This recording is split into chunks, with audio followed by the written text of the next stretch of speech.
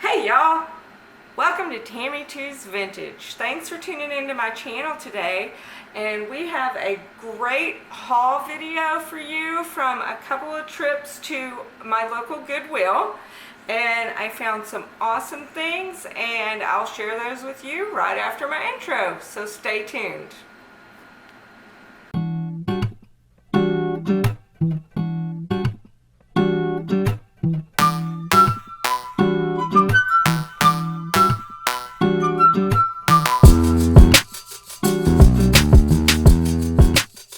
Hey y'all, thanks for tuning in to Tammy 2's Vintage, where I share my love of thrifting, junking, collecting, and treasure hunting, along with some adventures in reselling too.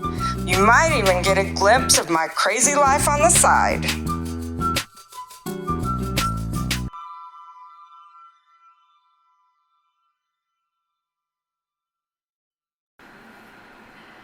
Hey y'all, welcome back. So we have a haul video to share with you today that is a couple of trips to Goodwill. And it's really interesting because sometimes when you go to Goodwill, you can tell that maybe somebody donated an entire collection because you find a whole lot of one kind of thing at Goodwill that day. And it just so happens that at one of the Goodwills, which happens to be a Goodwill I usually don't find a lot of good stuff at, but this time I did. But anyway, at that Goodwill, it seems like somebody may have been collecting restaurant ware, and because there was a whole lot of pieces of different restaurant ware there at the Goodwill. And so we are going to start with that. And the first piece that I have is kind of fun. It is very vintage looking. That brown is very reminiscent of like a late 60s, 70s color. And this is Shenango china from Newcastle, Pennsylvania. And it actually has anchor hawking on it as well. It was kind of interesting. Shenango china was made in Pennsylvania, and not very long ago I actually saw a video of where some people, you know, those urban explorers went into the old Shenango china factory, and there was just loads of discarded china and stuff everywhere.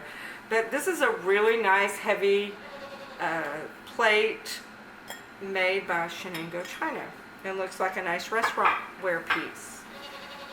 This, I'm not for certain if it is restaurant ware or something different, but it does have a pattern on it that to me is very reminiscent of a restaurant ware. It's got what looks like a horse and carriage and maybe an inn, green transferware, and this pattern is actually called Old Orleans, and it is by SCIO or SCIO, I'm not sure how you say that. It does not have any marks on the back, so I did have to do a lookup just by the pattern, and it was fairly heavily used because there are a few utensil marks on it, but this definitely held up to the use. And by the way, restaurant ware is often made of a china called vitrified china. It's a certain process, the firing process that it goes through to make that china really tough, so it stands up to that heavy use in a restaurant, and that is what makes it restaurant ware. It just stands up to a lot of wear and tear. Now this is fun. This is where it pays to know what you're looking at, even if things are not marked.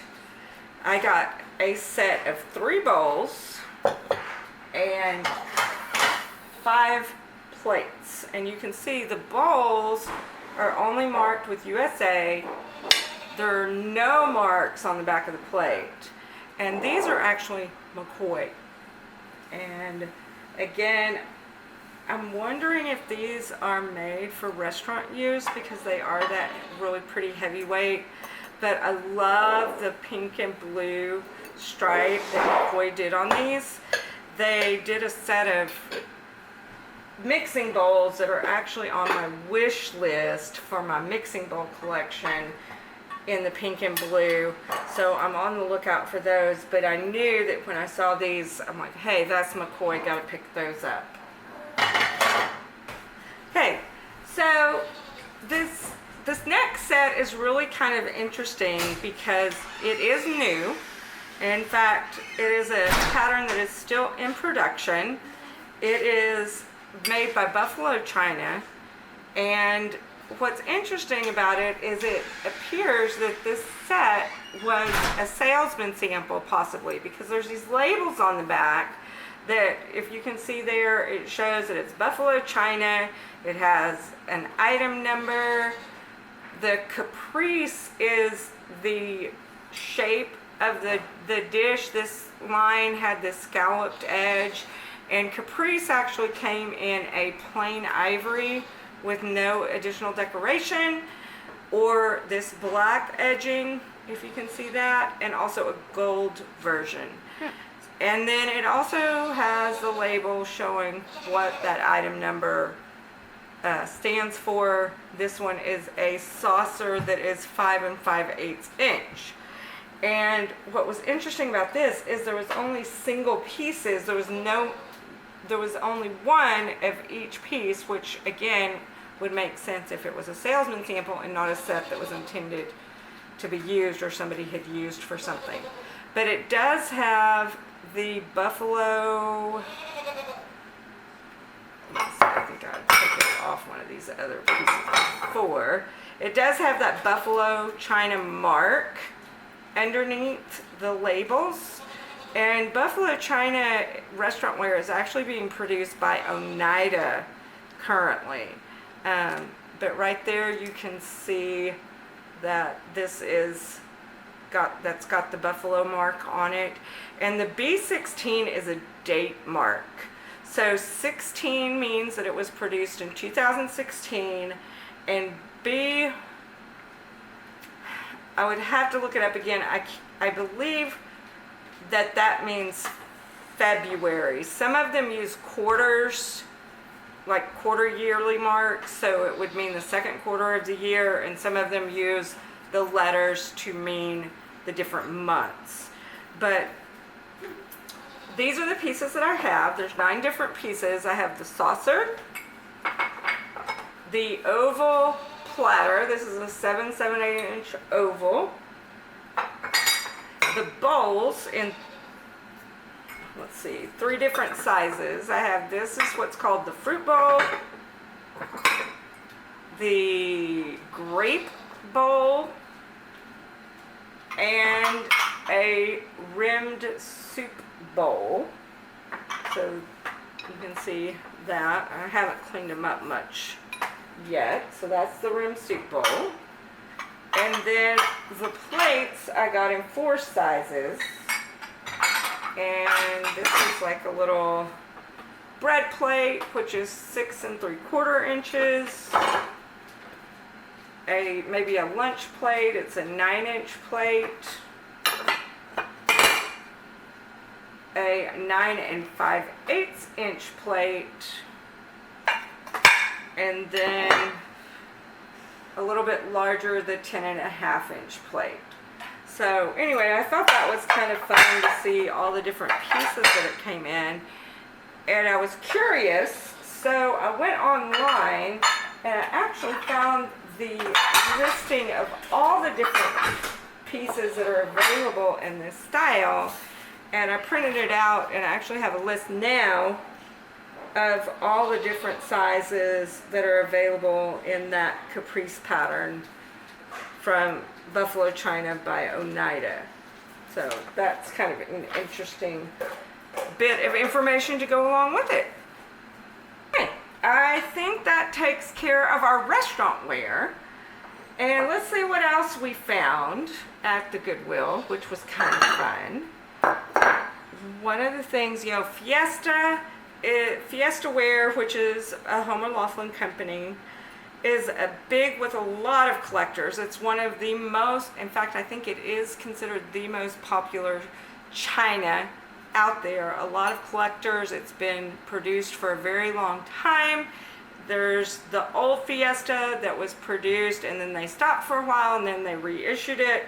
So a lot of people love this china. I personally don't usually pick up Fiesta just because there's a lot to know about it and I don't know a lot about it. But I did pick up this piece, which I thought was kind of interesting. It is a newer piece because obviously it's for the 70th anniversary and was produced in 2006. But I thought this was kind of fun. It has the dancing lady on it. And then I love the purple color. Purple's one of my favorite colors, so it caught my eye right off the bat.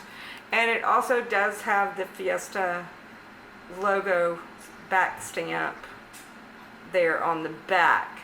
Now, one thing I do know about Fiesta is on the back stamps, they say if the F in the Fiesta is uppercase, or this one you can see how the letters are all uppercase, that is considered a newer stamp. The older Fiesta Ware, it's written in more of a script style and the F is lowercase. So I think there's some other things to it, but I do know that when you see this stamp, if you're looking at a piece that you're not sure about by color, or you know, it's just a cup or a plate or something, and you don't know if it's a newer or older piece, that if it has that capital F, that gives it away as a newer piece.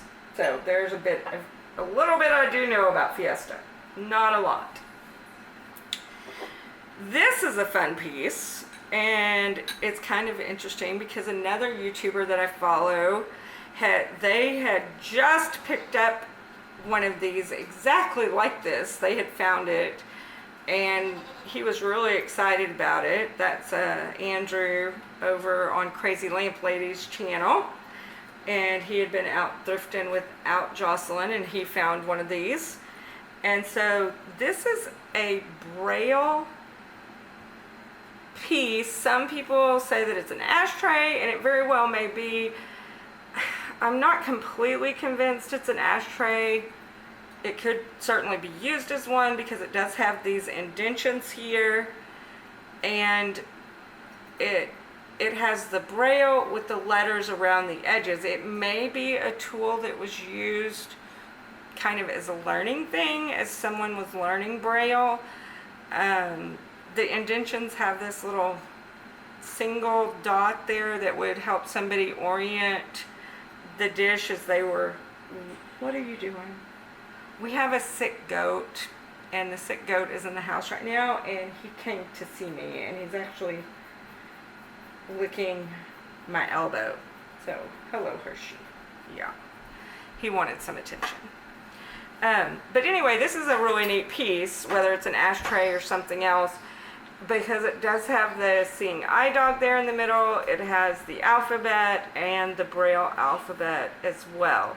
There are no marks on the back, but I did a little bit of research about it, and this piece was made in the 50s and 60s, and the Philomathian Society of the Blind, I'm not sure I'm saying that exactly correctly, but that society in Canton, Ohio, had these produced and sold them to help fund their mission to help people who had vision loss and vision impairment. So that's kind of a neat piece. And oh, by the way, they come with the dog in the middle, with the seeing eye dog, and you also may see them sometimes with the white cane in the middle. So you might see them either way. This is a fun piece. This is also a decanter, and you can see as well it should have had a stopper because it is ground there, and unfortunately it's also missing a stopper. But this is called a Cluck Cluck decanter. I've got some notes down here, which is why I'm looking down. A Cluck Cluck decanter by Home Guard. And this would have been produced around the turn of the century. the glass itself is pinched, and then these are open, which is a really interesting design. And it does have this label on the bottom, which also shows that it is a vintage piece. It's been around for a while. And that label has been on the bottom of this bottle so long that the label itself has been worn through by the bottle sitting on a shelf or being slid around. So, but that is a vintage style label, and I cannot tell what it had said originally. It's got some numbers on it. It looks like maybe $3.75. I don't know. But I love the color on it as well.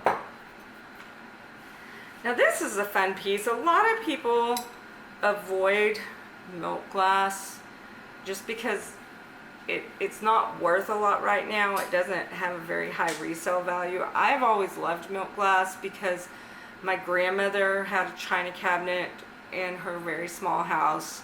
She had a small china cabinet that had a milk glass collection in it that my mother actually purchased for her when my mother got her very first job, her real job in downtown Dallas. And now I am the owner of that milk glass collection that was my grandmother's. I inherited that. And so milk glass holds a special place with me because of that. But this is actually an EAPG piece, or early American pressed glass, or early American, what do they call it? Early American pressed glass. I can't remember the other option that they had, but this is about a turn of the century, late 1800s, 1880s, 1890s. So this is a really old piece. And it was made by a company called Challoner and Taylor. And the pattern is called Scroll and Eye. And if you can see, it actually does kind of look like that edge is an eye. I mean, I can see why they called it the Scroll and Eye. It does have a little bit of flea bites there on the bottom, but when, you know, you're 130, 140 years old and you've been used that time, it's, you know, it's not uncommon to find a bit of flea bites. But I thought that was a very beautiful dish, and I picked it up just for a couple of dollars maybe. All right, Hull. So Hull pottery is fun. It's a U.S. pottery. It's one of several potteries that did this brown drip glaze in the late 60s, 70s. And so this is marked on the bottom, Hull. You can see they're marked there. And it's a smaller size pitcher, maybe used for milk on the table, juice. But it's a nice heavyweight pottery. It does say oven proof. I don't know that you put a picture in the oven, but that is the seal. That's the logo, and that's on the bottom of all of their brown drip glaze pieces. So that's what that is. And speaking of Hull, we have another Hull piece that I picked up on that trip. And this one, you can see right there, it says Hull. And it also has a drip glaze, but this one has green on it. And I thought this was really unusual because this appears to be, I guess it's a planter, but these three orbs are connected together. And I don't know if I can get it where you can see inside of it, but they're actually, inside they're actually connected. So there's, you know, it's not three separate pieces. And it does have a little bit of a crack there on the inside of this smaller one, but it's in very good shape. And I thought that was just neat. I thought this would be, when I saw it, I thought that's the perfect planter for succulents. This just looks like a succulent planter to me, and you know, we know that's really popular right now. So this Hull planter, I thought that was fun. And let's see, here's another fun piece. You know, we're talking about old. This is a cup and saucer. It's a little, maybe a Demitas size cup. Very fine, very lightweight, and it does say hand-painted Nippon on the bottom of the cup, but there is no mark on the bottom of the saucer. They do go together, though. You can tell that this is the same pattern. Now, a lot of times what would happen is people would buy blanks and they would paint them. I'm not sure if that's something that was going on here with a Nippon piece, that the china itself was produced in Japan during that period and then somebody painted it here, or whether it was painted in Nippon. But this shape of the cup was really, one of the things that drew me in about this piece. I love the shape of the cup, how it has kind of a bulb shape and that handle.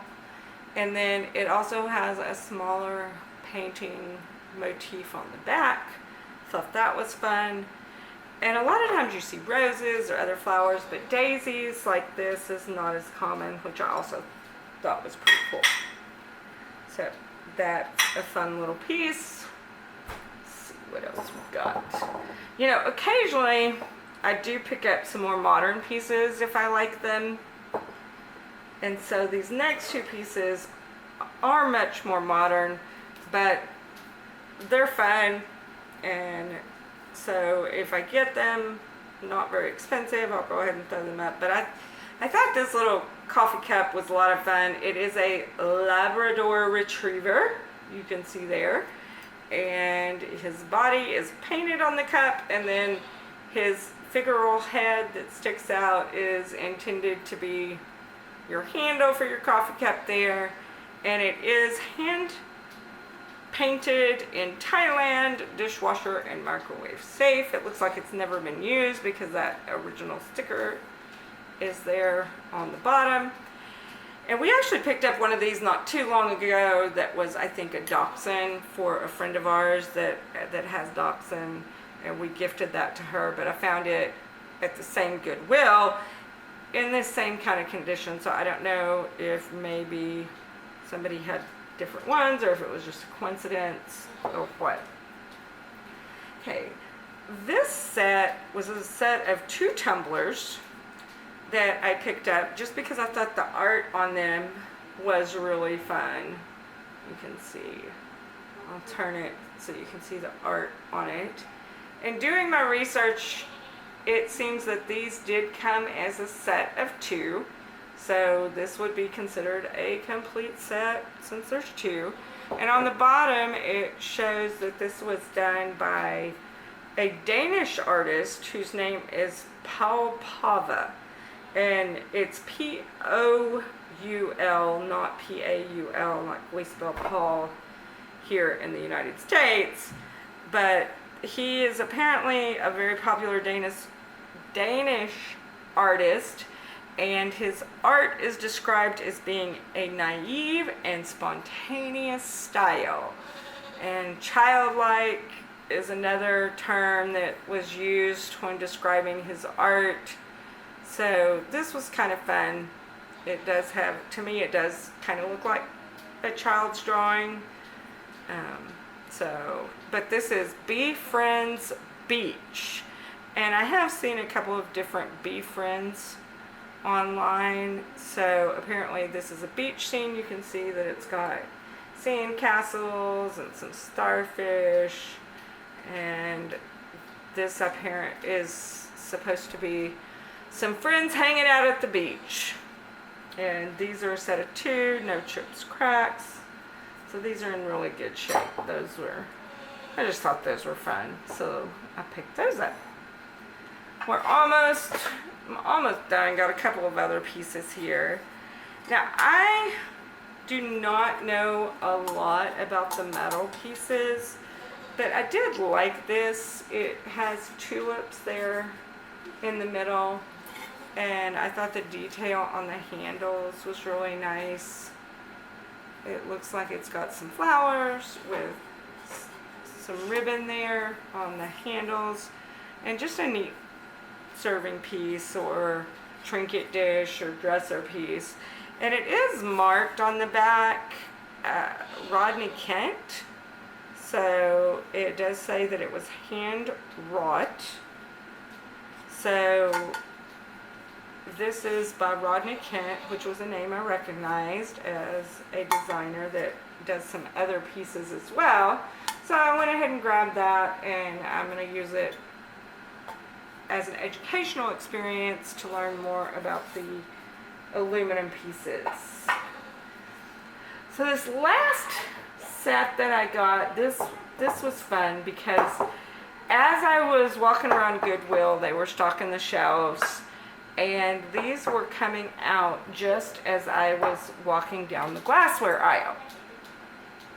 And what it is a set of bardware. There's a set of 8 of these glasses that have different presidents on them. Now this is Thomas Jefferson. It's kind of fun because it has a little bit of information about each president. It has their picture. It's red and blue with some gold and black accents, very patriotic. And since we are facing an upcoming presidential election, I thought these were good for an election year. But it is a complete set of 8 with no chips or cracks in any of them that I have found so far. But we have Thomas Jefferson, Abraham Lincoln, this is Dwight D. Eisenhower,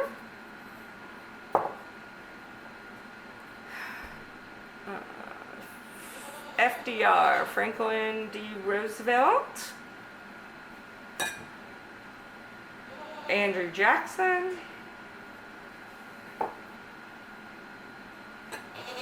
George Washington,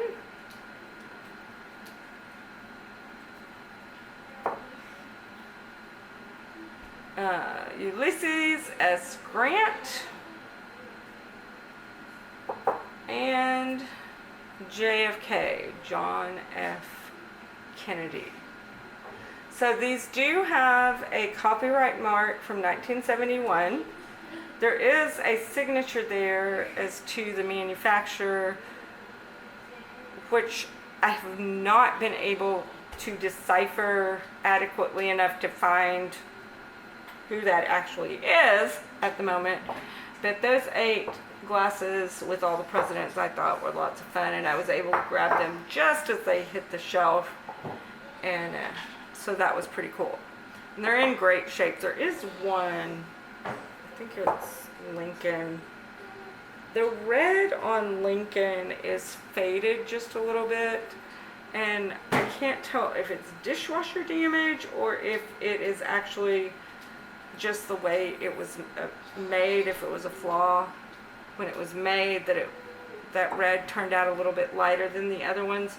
The other colors on that glass look really nice, so that's kind of what makes me think it may have been something that happened in the manufacturing, because it's just the red that is faded that badly. The blue still has nice color. The gold, which I would expect the gold to fade before any other color, is still very nice. So I kind of feel like that's what happened to the red. So that is my Goodwill haul. I hope you found something interesting, and if you have any information or comments about any of the things I found, please be sure you leave those comments down below. Make sure that you like, comment, and subscribe so you don't miss any of Tammy 2 Vintage videos. Thanks, and we'll see y'all next time.